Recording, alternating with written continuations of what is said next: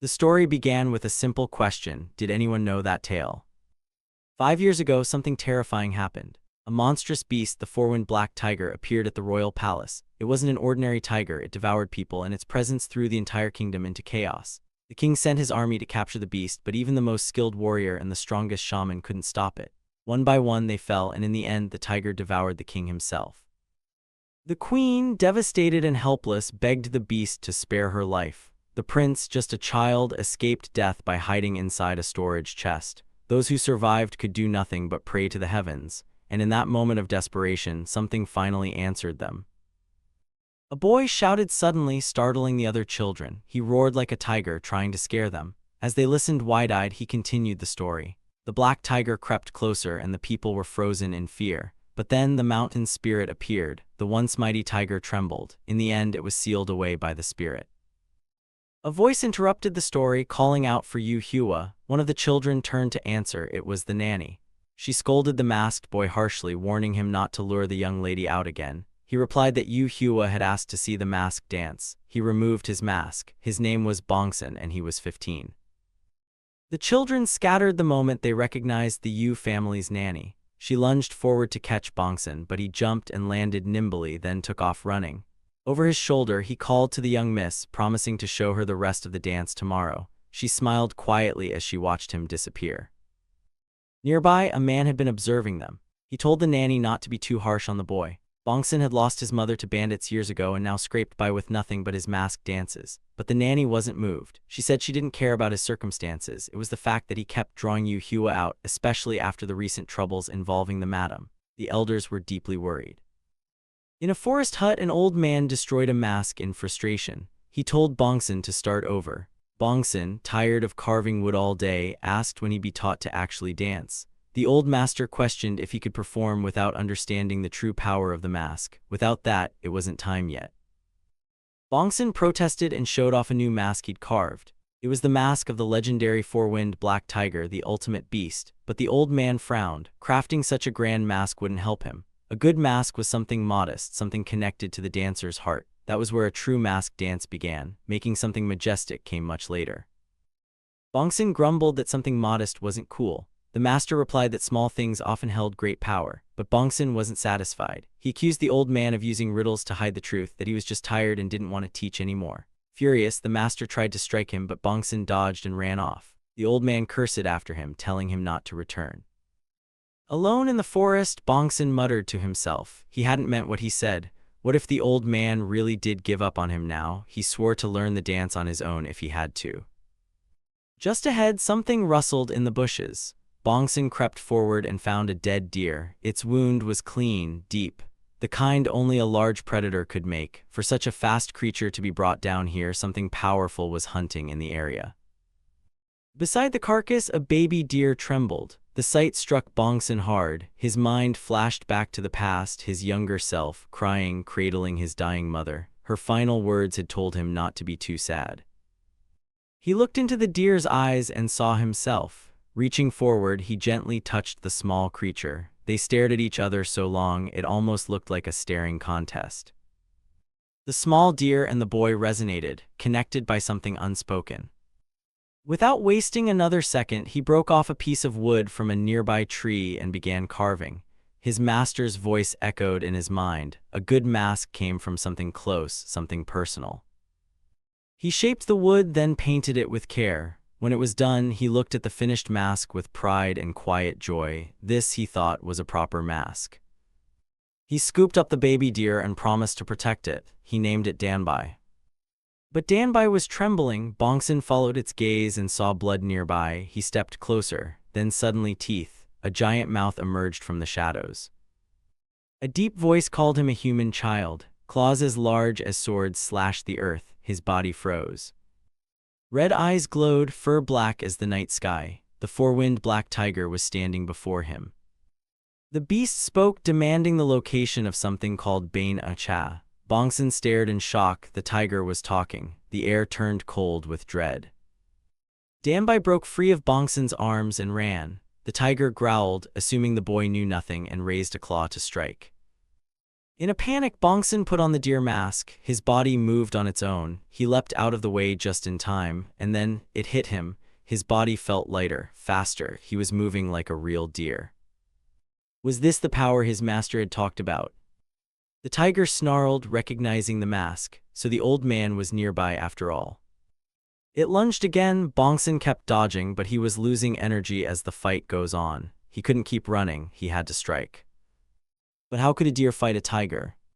His master's words returned. Sometimes even the small things hold great power. He made his choice. He gave himself to the mask, let his instincts guide him. He moved. Mask dance, Act 1, the deer dance. A lightning kick struck the tiger head-on. For a second, Bongsan thought it worked, but the tiger only smiled. It mocked him. With one swipe, the beast sent Bongsan flying. He slammed into a tree, his body weak, breath ragged. Once more, the tiger asked about Bainicha. Bongsan said he didn't know, he couldn't move. The tiger prepared to end it. But at that moment, a wave of force deflected the strike. The old man appeared, his master. He landed between them, calm and ready. Bongsan called out to him, confused seeing his master here. The tiger stared down the master, demanding to know where the mountain spirit Bainicha was, and more importantly, where the human mask was. The old master confronted the black tiger, demanding to know how the seal had been broken. The tiger gave its answer with pride. It claimed the will of the heavens had unleashed it and declared its rise as the future king of the nation. Without waiting, it launched forward. A devastating strike flew toward the old man's face, but the blow passed through nothing. It was an illusion. The true figure had already vanished, invoking the second act of the heaven and earth mask dance, the Heightened dance. With graceful precision, the old master flowed through the air using ripple step, evading the assault. No human mask was visible, but the tiger sensed something hidden, an object of value. It concluded that the old man didn't possess the mask itself, but held the map that led to it. That guess was correct. The old master's presence confirmed it without words, daring the tiger to take it if it could. The fight escalated. The old master retaliated with a kick, empowered by a flowing martial art known as waterfall. The tiger was driven into the ground with brutal force. Dust exploded from the earth. From a distance, Bongsan watched in disbelief. Despite the odds, his master, fragile and aging, stood like an immovable mountain. The tiger rose again, bracing with firm legs. Across the clearing, the old master stood as well, but signs of strain had begun to show. His robe soaked in blood, his body swayed, breath uneven. The earlier strike hadn't been avoided. He had taken the hit directly and retaliated after. The cost was visible now, his movements slower, his aura dimming. But the old master showed no intent to yield. As the tiger studied the old man, a quiet understanding took shape. This hidden village wasn't chosen at random. Its gaze shifted to the side. Beside them stood a child, silent and still. And in that moment, everything clicked. The old man hadn't come here to hide. He had come to protect something. No, to protect someone. Bongsan stood at the edge of the battlefield. Blood ran down his face. He could see it clearly now. His master was fading. The strength that once seemed endless had reached its limit. There was no one else to fight, no one left to stop what was coming. Then Bongsan noticed it. The black tiger was slowing down too. Its breath, once thunderous, now came in ragged bursts. It looked tired. Bongsan reached for the deer mask. He didn't know if it would be enough, but it had to be worth something. The mask slid into place. His heartbeat quickened, muscles tensed. He prepared to move. But then the tiger turned its gaze toward the child. The tiger looked at the child, then told the old man exactly what it saw, that it was all for the child. And just as Bongsan was about to charge, he stopped.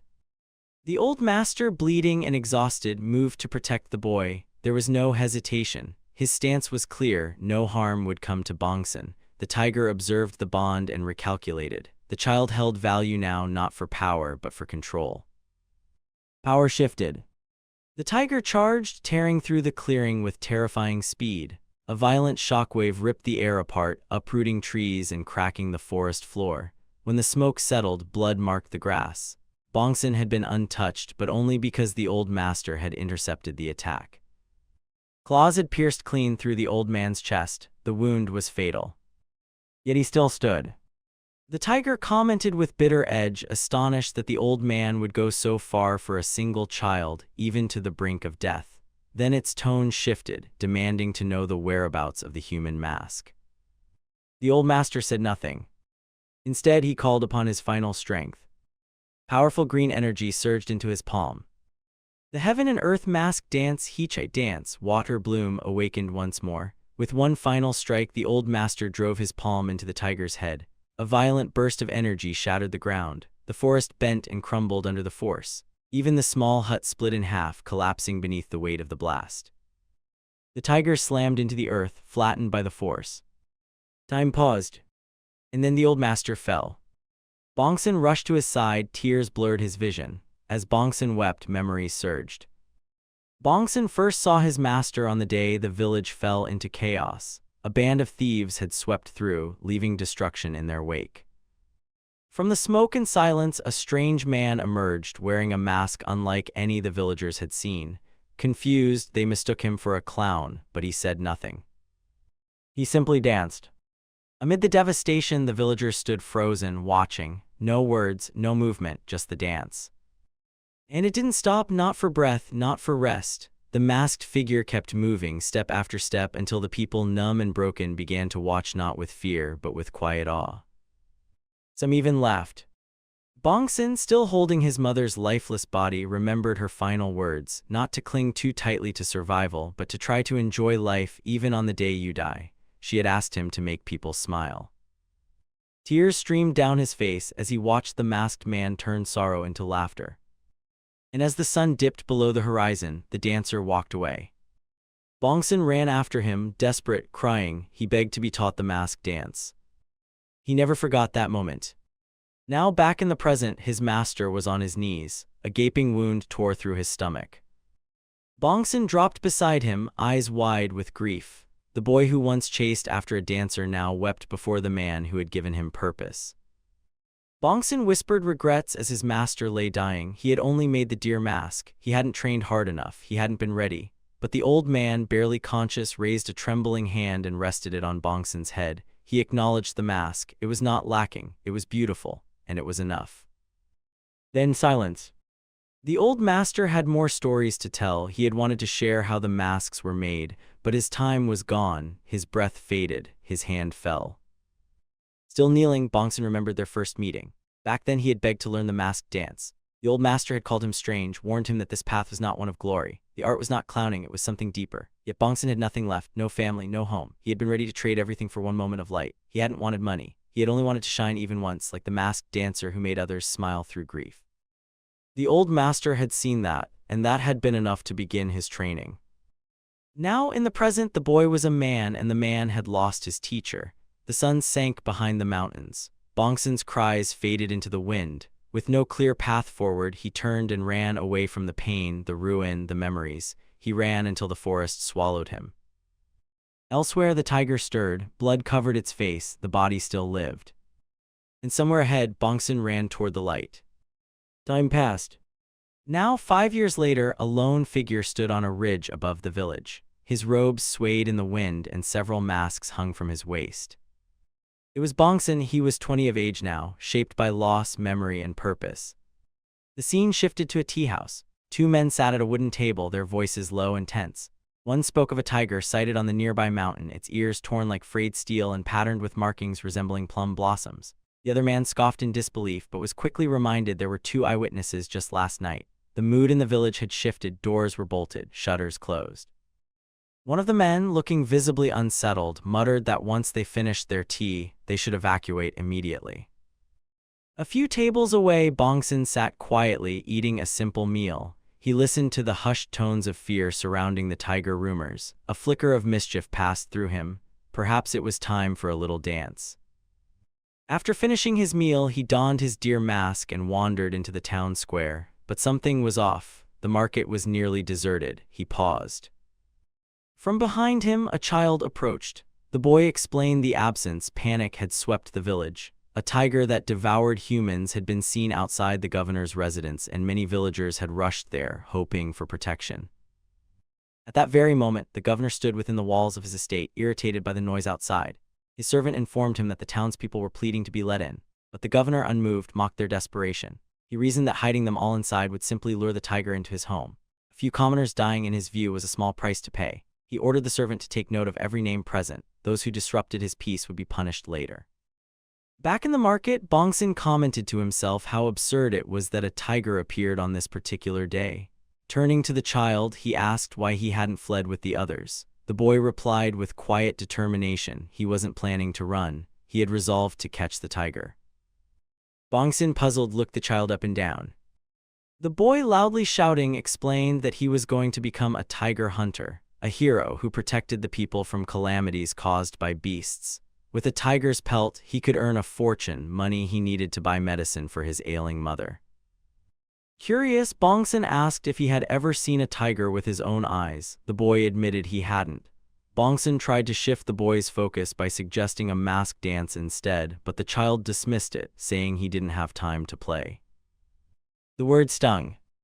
Bongsan bristled. To him, the mask dance wasn't a game, it was something sacred. If the boy had ever seen a true performance, he wouldn't have spoken so lightly. So Bongsan offered again, this time with a promise he would show the child what a real mask dance looked like. The boy shoved him away. Elsewhere, near the government office, the servant was counting the panicked villagers who had gathered. Standing atop a guard's shoulder, he squinted over the crowd, but a shadow had fallen across the yard. A leopard emerged. Screams erupted. Panic scattered the crowd like leaves in wind. The servant shouted desperately, demanding the men capture the beast and present its skin to the governor. A reward of 5 nyang was promised, but the promise did little to rally courage. The villagers calculated the odds. 5 nyang meant 10 days without needing to work, a small fortune for them. But what value had money if they were dead before they could spend it? One man who had run errands for a tiger hunter in the past spoke up. The beast, he claimed, was no tiger but a leopard, smaller in size, its body marked like plum blossoms and likely wounded. If 4 or 5 strong men rushed it together, they might be able to bring it down. They charged. It ended in a flash. The leopard moved with terrifying speed, lashing out in a blur. All 5 men were thrown back, bloodied and broken before they hit the ground. The beast landed silently, now turning its cold gaze on the rest of the villagers. Chaos followed. People ran, stumbling over one another to escape. The child rushed toward the tiger, heart pounding, driven by a desperate need to prove himself. He had made up his mind. He would catch the leopard, take it down, and earn the title of a tiger hunter, just like in the old stories. But as the leopard slowly raised its head and locked eyes with him, something shifted. The child, once full of determination, felt his body go rigid. Fear gripped him. He couldn't move. The tiger, sensing the weakness, lowered its body and prepared to strike. In a heartbeat, it lunged. The child squeezed his eyes shut, bracing for the end. A sudden tearing sound ripped through the air. But it wasn't flesh, it was the hat he was wearing. The tiger had sliced through the hat he wore, stopping just short of his head. As the child opened his eyes, breath trembling, he saw Bongsan standing in beside of him, calm, grounded, and unmoving. He had stepped in at the last moment and stopped the attack. Without turning his head, Bongsan told the boy to watch closely. What he was about to witness wasn't just a fight, it was a true mask dance, the kind passed down through pain, memory, and purpose. The crowd, shaken and silent, turned their gaze. Before them stood Bongsan, shielding the child, ready to dance not for show, but to protect. To some he looked like a clown, but to others he was something more. The leopard growled. Bongsan observed the crowd. Now he understood this was why the market had emptied. Everyone had gathered here, and since there was an audience, it was time to perform. He unwrapped the cloth from his hand and stepped into the clearing. But before the cloth even left his fingers, the tiger struck, fast and ruthless. Bongsan moved on instinct. Mask dance, first act, the deer dance. The cloth shimmered as it flew, catching the air like a ribbon. With a swift twist, he used it to deflect the incoming claws, the fabric snapping like a whip as it turned the attack aside. The leopard was sent flying.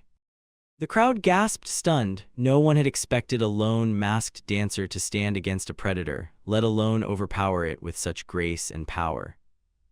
As the leopard tumbled through the air, Bongsan vaulted up using the cloth as leverage. He flipped, then slammed his heel into the beast's skull, flying stomp technique. Bongsan landed softly, collected his cloth. The people stared in disbelief, confused by what they had just witnessed. A masked dancer, someone they had mistaken for a performer, had defeated the tiger. All eyes were locked on the fallen beast lying motionless at Bongsan's feet. And then slowly, the realization began to sink in. The silence broke. Cheers erupted like a wave. Relief, awe, and joy surged through the crowd as they cried out, celebrating the impossible. The masked dancer had saved them. The people flooded the square, laughing, clapping, shouting in disbelief. The leopard was dead, the village was safe, and the one who saved them wasn't a soldier, wasn't a hunter, just a dancer in a deer mask. Removing his mask, Bongsan turned to the child. He asked what he thought of what he just witnessed. Was that not a dance worth watching? The boy, still catching his breath, asked what made it so special. Was that truly a masked dance? Bongsan gestured toward the crowd. People were smiling, laughing, alive. A true masked dance, he explained, is one that brings joy, especially when joy feels impossible. The boy nodded slowly. He understood. Just outside the village, a lone crow observed everything from a treetop. It flew swiftly across the sky and descended into a carriage resting in the forest's edge. A hand reached out, catching it. Sometime later, a lone soldier moved quickly through a forest path, heading not toward the carriage, but away from it. He carried a message, urgent and strange. He soon arrived at a remote clearing where a man stood alone. The soldier approached and addressed him with respect. "Tiger Hunter." Without delay, he delivered the report. The escaped leopard had been slain. The tiger hunter's expression shifting with interest. He asked whether the warrior who had been pursuing it hadn't already been reported dead. The soldier shook his head. No, it wasn't a warrior. It was a clown. For a moment, the tiger hunter said nothing. Beneath his feet lay the still, bloodied body of a great tiger. Before he died, the old master whispered his final words to Bongsan. Everything now depended on him. He had to run far and fast before the black tiger awoke, and beyond mere survival, there was one final instruction: find it, the place where the human mask was hidden. The story returned to the present. At the government office, the leopard's pelt lay at the main gate, stretched across the stone. The governor and his servant stood before it, examining the coarse fur as though it were a trophy. The servant congratulated the governor, who asked whether the high official had been contacted. The servant nodded in confirmation. Just then, a guard interrupted their discussion. The clown who had caught the leopard had arrived. With bright eyes and a curious spark in his step, Bongsan greeted the governor. His strange behavior drew immediate suspicion. The governor, wary, asked how someone like him had managed to defeat the beast. The scene shifted in the village square. The young boy was recounting the entire event to a crowd of wide-eyed villagers. He told them how Bongsan had danced, how he had fought, how he had saved him. Some scoffed at first, but others backed the tale. A group of men confirmed they had seen it all, every moment of it. Among the listeners stood an older man, one who had been present earlier in the day. He turned to the village nanny, pointing toward Bongsan and murmuring that the clown seemed strangely familiar. The woman was confused at first, until he reminded her of a boy who used to perform dances in a mask. The orphan, the strange little clown she had once scolded countless times. She brushed it off at first, saying that boy had died 5 years ago. The man reminded her no body had ever been found. With some hesitation, she admitted the possibility, though she couldn't understand why someone would come back after all this time. Back at the government office, the governor tossed several gold nyongs at Bongsan's feet, telling him to take the reward.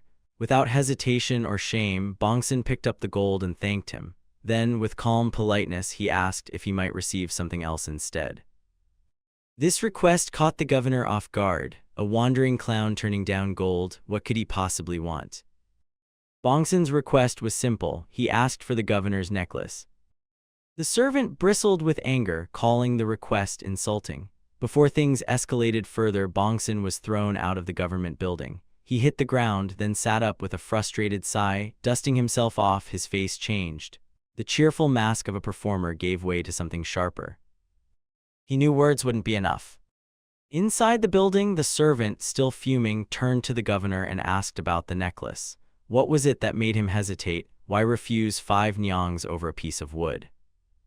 The governor explained that the necklace was meaningless to him, just a carved token. Years ago, an old man from the mountain had vanished, and pieces of debris were discovered near his abandoned home. A monk had sold them as spiritual relics, claiming they were fragments of a mountain spirit's shrine. One of these pieces had ended up in the hands of a high official, who then gifted it to the governor. Out of obligation, the governor wore it, though he believed it to be nothing more than a worthless charm. Perhaps the clown had been fooled by the same rumors. Elsewhere, Bongsan sat, examining fragments of wood. The wood pieces, once meaningless, now revealed something more. Arranged correctly, they formed part of a whole. A hidden pattern emerged. The child from earlier approached, asking what he was doing. Bongsan replied that it was a relic from his master, the one who had taught him the masked dance. He asked the boy if he could read Chinese characters. The child shook his head. He was no noble.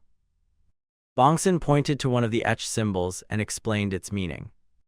It means human. It was a riddle, he said, one his master left behind, a final clue tied to the human mask. But the child wasn't listening anymore. His gaze was fixed beyond the hill. Soldiers were approaching the village. People gathered quickly, whispering among themselves. A warrior sat atop a dark horse, cloaked in command. He was the tiger hunter, and he had returned. Bongsan looked up at the rider. Their eyes met, and for a moment the air between them grew still. The warrior entered the government office, now surrounded by his troops. The governor, surprised by the unannounced arrival, demanded to know the purpose of the visit. The tiger hunter removed his helmet and responded. They weren't here to fight. They had come to retrieve the pelt. The governor grew irritated. Why should they claim the reward when it was a clown who had brought the beast down? The servant leaned in and quietly reminded him that the tiger had originally been pursued by the tiger hunter's unit. Technically, they had the right to the remains. The governor paled. He had planned to offer the pelt to the high official himself. Now it was slipping out of his grasp. He needed time to think. Feigning hospitality, he told the warriors the pelt was still being processed and would not be ready until morning. He invited them to rest, to enjoy some wine and food while they waited. The tiger hunter accepted. His men were tired, and one night of rest would do them good. As the moon rose and the government office fell into a drunken hush, Bongsan returned. Moving with silent agility, he slipped through an open window, now wearing the monkey mask. With the grace of a shadow, he crept toward the unconscious governor, who lay sprawled on a floor mat, drunk beyond awareness. Drawing a short blade, he severed the necklace cleanly. It fell into his hand, and with it, another piece of the puzzle. Just as he relaxed, he felt it. From behind, the tiger hunter appeared, silent and sudden. He struck. Bongsan was thrown through the window and into the courtyard, but he landed without injury. The tiger hunter stepped forward, studying him closely. It wasn't just luck that allowed Bongsan to kill the leopard. There was skill, technique, perhaps even something else. His gaze fell to Bongsan's face. This wasn't the deer mask he had heard about. And in a voice filled with weight and contempt, he called him what he believed him to be. A clown. But Bongsan, despite the rising tension, simply stood tall, unbothered. The story shifts back to a tense moment before Bongsan's break-in at the governor's mansion. The governor, wearing a sly grin, slowly poured a drink for the tiger hunter. They clinked glasses, but a shady undercurrent pulsed in the air. The governor let slip that the left state councilor obsessed over leopard fur, rare plum flower leopard fur to be exact. His tone carried weight, suggesting the tiger hunter could score major points by passing the fur his way. No real glory in leopard hunting, he shrugged, but he'd connect the hunter to the right people. The catch, the fur had to go through him. The tiger hunter's gaze hardened, pinning the governor like a blade. That intense stare made the governor flinch, his confidence crumbling. He tried to laugh it off, pouring another drink to ease the tension. Empty bottles stacked up, proof of their heavy session. The governor grew sloppy, his words slurring, while the tiger hunter stayed razor-sharp, his eyes betraying no hint of the liquor's haze. Then the hunter leaned closer, his voice low and probing, asking about the clown who snagged the leopard. What kind of man was he? The governor, swimming in booze, spilled that the clown was a loose cannon, someone who scoffed at money and boldly demanded the governor's necklace. The tiger hunter's eyes flicked to the ornate chain glinting on the governor's neck, his mind racing. As the governor swayed, barely conscious, he dangled the necklace like a prize, unaware of the shift in the room. The tiger hunter's fingers grazed the jewelry, his heart pounding with suspicion. Then a cold shiver hit. In the flickering candlelight, a ghostly shadow loomed behind him, its whisper chilling. This was the guy. The hunter's face darkened, anger and realization colliding. A storm was brewing, and it felt like the truth was about to claw its way out. Cue haunting sting. The scene snaps to the present, where the tiger hunter faced Bongsan, his words sharp as steel. Bongsan, sporting a strange new mask, stumbled through an explanation. He swore the leopard fur was meant to earn him a reward from the governor, but the deal soured fast. The tiger hunter's eyes narrowed, latching onto Bongsan's mention of the necklace. How did he know? Bongsan's nerves showed as he tried to slip away, dodging the question.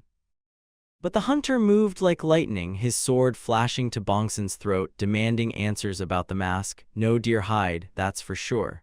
Bongsan, with a cocky smirk, nudged the blade aside, insisting masks shift with the moment, like an actor playing a new part. The tiger hunter swung, his blade a blur, but Bongsan dodged with monkey-like agility, landing on his hands with uncanny grace. The mask's power surged through him, every move sharp and alive. He sprang back, creating space, leaving the hunter stunned. Bongsan seemed wide open, yet he slipped every strike. The hunter, hooked by tailies of Bongsan's masked dance, pressed him to show it off. Bongsan started to retort, but the hunter lunged, his sword singing. In a flash, Bongsan unleashed his Bongsan masked dance, Act 4, Monkey Dance Acrobatics. He spun and flipped, evading every slash with heart-stopping precision. When the chaos settled, Bongsan lifted his mask, his smirk dripping with defiance. Why dance for an empty crowd? The hunter, quietly impressed, saw the mask's power and the man behind it. A flicker of memory stirred, another masked figure haunting his thoughts. Who was really in control? Cue pulse-bounding sting. Bongsan, thinking he'd outplayed them all, crept toward the mansion's door, ready to vanish into the night. But an arrow tore through the air, slamming into the doorframe.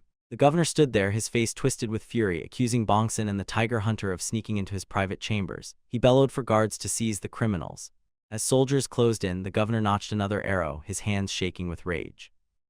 Bongsan danced around the arrows with monkey-like ease, while the tiger hunter stood firm, his calm a stark contrast to the chaos. Cornered but brash, Bongsan vowed to get serious if arrows kept flying. He leaped, using his climbing-up technique to scale the mansion's roof in a single bound, vanishing from the governor's sight. Relief hit him too soon. A sword gleamed at his throat, wielded by one of the tiger hunter's warriors. Before the governor could loose another arrow, a shadow moved. Another warrior slipped behind him, pressing a blade to his neck. The governor froze, his heart sinking as he saw his guards already down, taken out by a squad of tiger hunters.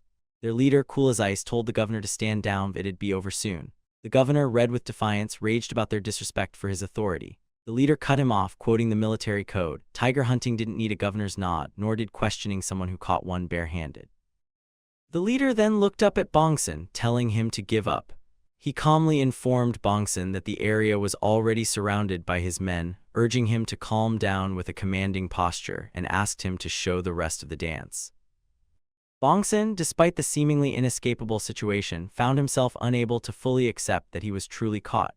With a visible sigh of resignation, he descended from the rooftop, landing gracefully on the ground below. He outwardly agreed to the hunter leader's challenge for it to show him the masked dance, a peculiar proposition given the taint circumstances. However, deep within his thoughts, Bongsan harbored a clear intention. He would simply pretend to go along with this unusual request, all the while seeking an opportune moment to make his escape. The hunter leader, with a keen glance that conveyed his unspoken command, directed one of his warriors. The warrior promptly approached Bongsan and presented him with a sword. The leader's voice then rang out, clearly stating that Bongsan was permitted to use a weapon and challenging him to demonstrate his absolute best. Bongsan accepted the offered sword, drawing it from its sheath with a fluid motion. His gaze lingered on the gleaming blade for a moment, an unreadable expression on his face. Then, in a surprising and decisive act, he cast the sword to the ground. He calmly explained his aversion to lethal instruments, stating directly that he did not use such deadly tools. He further elaborated that a sword was a bit much for a dance meant to make people laugh, emphasizing the comedic and lighthearted nature of his masked dance. The surrounding warriors, witnessing Bongsan's unexpected gesture, expressed their amazement and openly complimented his boldness. The leader, after a brief pause, acknowledged Bongsan's refusal to use weapons, indicating his acceptance of the unconventional terms. The confrontation then escalated into a full-blown fight. The leader initiated the combat with a direct, forceful forward assault, rushing at Bongsan with a clear intent to strike his head. Yet Bongsan, demonstrating exceptional agility and refined skill, expertly evaded the attack by smoothly leaning backward. He commented with a touch of exasperation that it was another sudden attack again, and a close one, hinting at the leader's relentless and unpredictable movements. Without granting Bongsan even a moment to recover, the leader swiftly followed with another powerful sword strike.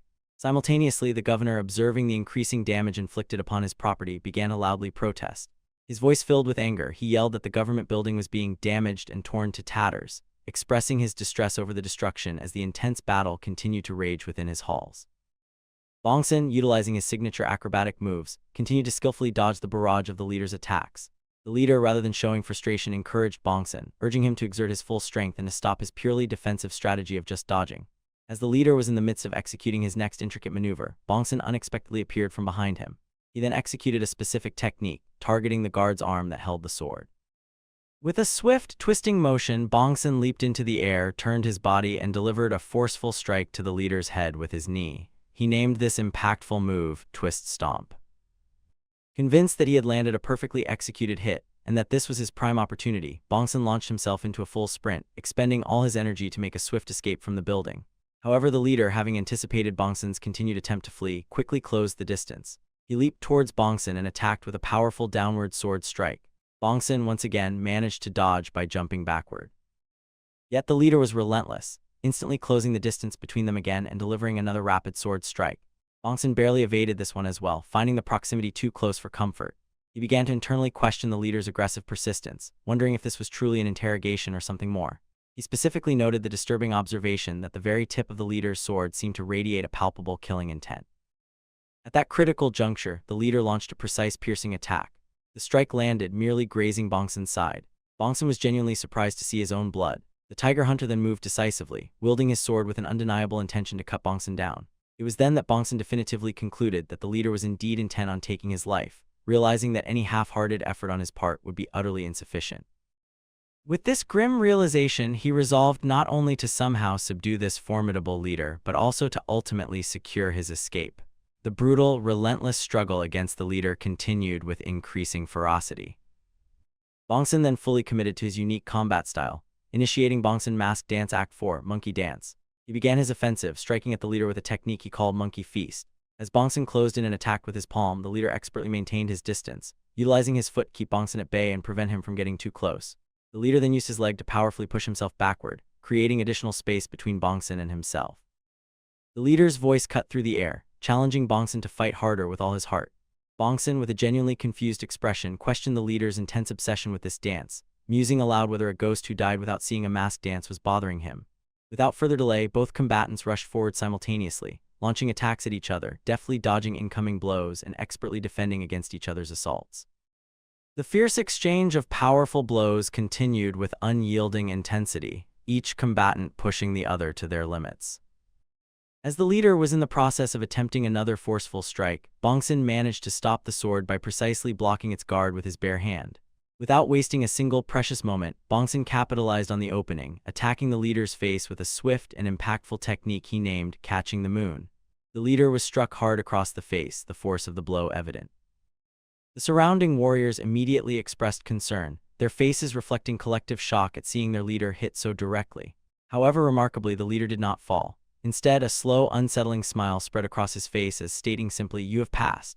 Simultaneously, an eerie blue flame suddenly flickered into existence and began to gather around the leader's neck, radiating an unnatural light.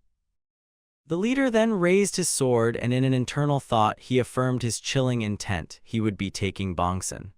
With that grim determination, he launched a renewed, immensely powerful attack towards Bongsan.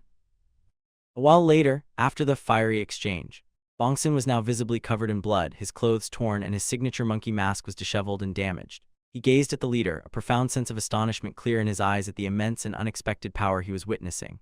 The leader, his presence now distinctly menacing, approached Bongsan, his sword still glowing ominously, fully enveloped in the ethereal blue flame. The governor, utterly confused by the rapid turn of events, could only stammer, "What just happened?" Bongsan, still reeling, looked at the leader and flatly asked if the leader intended to kill him. The leader, in turn, gazed at Bongsan with an intense, unwavering focus. At that very moment, the governor, now thoroughly enraged, shrieked, "They will execute him." He then drew his bow and fired an arrow. Bongsan was startled to see the incoming projectile, and at that precise instant, before the arrow could strike, the leader swiftly intercepted it with his own sword, deflecting it away. The leader then turned to the governor, sternly telling him not to interfere. The governor, beside himself with fury, screamed back that the leader was the last person who should be meddling. He accused Bongsan of sneaking into his bedroom and even stealing from him.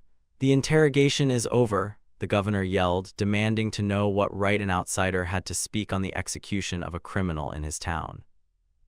Bongsan then quickly explained that the whole situation was due to a broken promise by the governor. The leader, acknowledging his interference in the governor's affairs, stated he had an unfinished matter that superseded such concerns.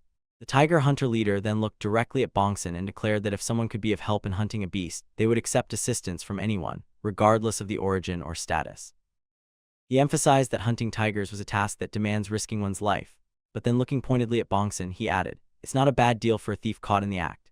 The leader then offered Bongsan a chance, giving him a stark choice: decide whether you die here as a criminal or live as one of his soldiers. Bongsan, a grim expression momentarily crossing his face, ultimately agreed to the proposal. A relieved smile then broke through as he pleaded for his life to be spared.